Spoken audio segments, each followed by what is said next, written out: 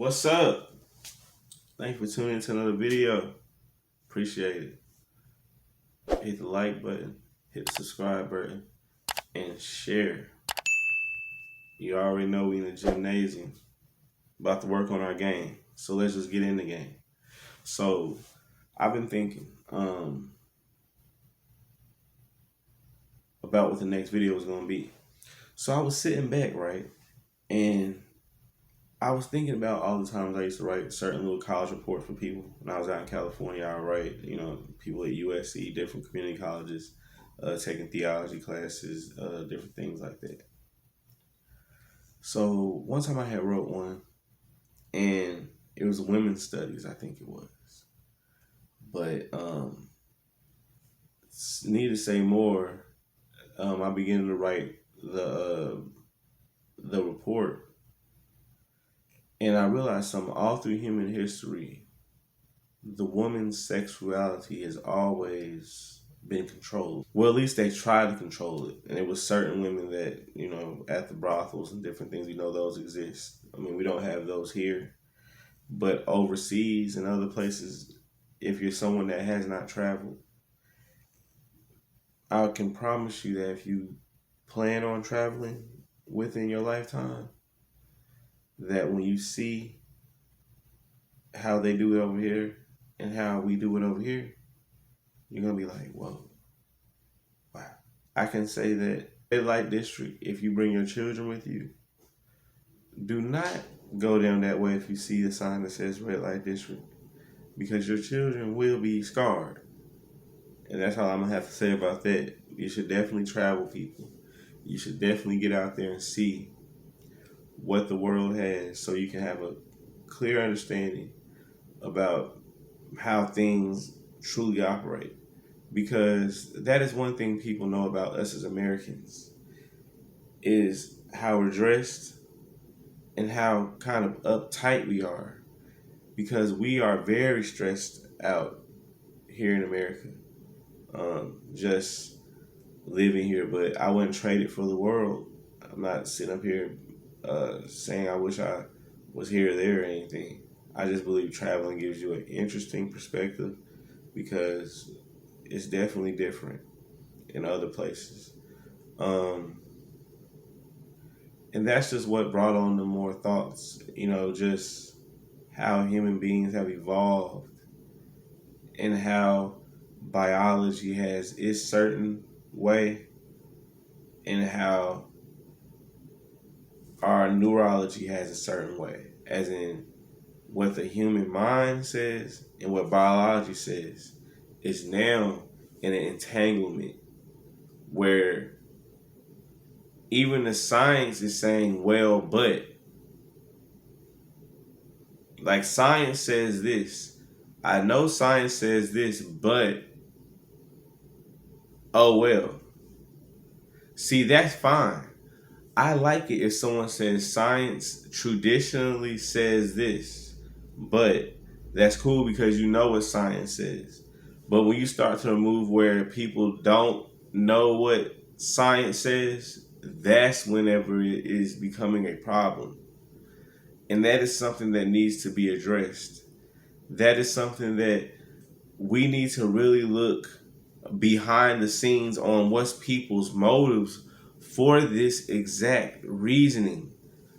Like where you're literally not willing to teach what's right and then allowing someone to choose alternative or choosing their own path or whatever it is they feel like, with teaching them the right way first. You making it where you would not even want your children to go to a public school, and then they say they have private school, you wouldn't even want your kids to go to school anymore. It's an unprecedented time now where the takeover for your kids' minds, nieces, nephews, cousins, aunts, uncles, they are after the minds of your offsprings. Now is the time now to make your stand. Let's not be like the generations before us and sit silent. because that is the time that we're in now. It is so easy to sit silent because they have so many things to distract us. They have so many things to keep us lost in the matrix. And that's why that movie is of so much importance, of seeing how he red pilled, took how deep the rabbit hole goes, took how people that look outside of what is visibly seen, because that is how human beings work. What is visibly seen, looking outside of that. And in looking outside of that, he's seen the world for what it really was, that it's people after you for even thinking that there's an alternative way. We have to begin now to take more stands and being strong and being willing to say, regardless about what happens to myself, that if there's an injustice, that there is something that is wrong, that there is something that they should be improving on, as in with having equality, but not with a takeover. We have to have fairness, and explaining to children and explaining and letting people know that there is no how you feel until you understand first what it is. That there are gender roles, that there are double standards, that they are people who will judge you, and not people, all people, even myself included. If we're just going to keep it a stack, because it says in statistic studies that a human being judges someone like 1 point every 2 seconds in their mind. And when you think about that and say that's not true, in a way it is, because if you walked outside the door right now, or wherever you're watching this at, or you looked in the car at someone, you seen them picking their nose and eating their booger, you be like, ew, nasty, judging them. But it's still judging you, no matter what they was doing in their car. You weren't supposed to be looking over there minding your business, but you still judged. Or you looked at the next passenger and little kid in the back playing or something, like little bad kids, and you look at her and her hair a certain way and her this a certain way and that a certain way. You say, oh, that figures. That's judging. People judge all the time in their minds, a second at a time. Even if you pass by a second, you still next second you is. Because you like, what about he probably out here doing this instead of being at work? Or she, the same thing, whatever. So I'm just giving you different perspectives. So even though you may dispute this, understand that it does happen. That all human beings are guilty of it, and you just got to get off your high horse. But anyways, the more that we begin to think about it, is that it's something beyond this. It's a veil that's over our eyes. We have to pay more attention to what it is that we're doing, because the knowledge has always been there, and we're at the point now where you can look at knowledge while not driving. You can look at knowledge while you're in the airport, getting on a plane. You can look at knowledge so easily and get places in half the time that our ancestors and those before us were able to do. We didn't realize and think and play in our minds because we didn't physically have to go through it, of how long it was of a ride for slave ships, or even the Titanic, people that made this journey here, or even all the other previous Christopher Columbus ships and Marco Polo ships and the red coats of the British, that it took 5, 6, 7 months, and some people died at sea and just were thrown overboard. So like, we have to understand of how much the world has been structured and how much we have been able to move the ball forward with what was left by others, because we elevated it. It wasn't like we did something better. We elevated what was already given. There were been bridges in ancient times. Like when you go overseas, and I can't wait till all my friends who are saying they're going to go, I can't wait till y'all go so you can see it, how you'll see that they are bridges that were built, in the old days. Like they had bridges that built and stretched from here to there and all this different stuff. But it's going to be very interesting. Um, but yeah, I think it's a very important thing that we understand that there's always been a standard. Don't allow the world that's been so much civilized to the point where human beings are now comfortable, to the point now where we have a variety of foods and cereals and every single thing that we could even ask for, we can get at our fingertips. Don't let that confuse up what's really going on, because that's easy to fall in the trap with.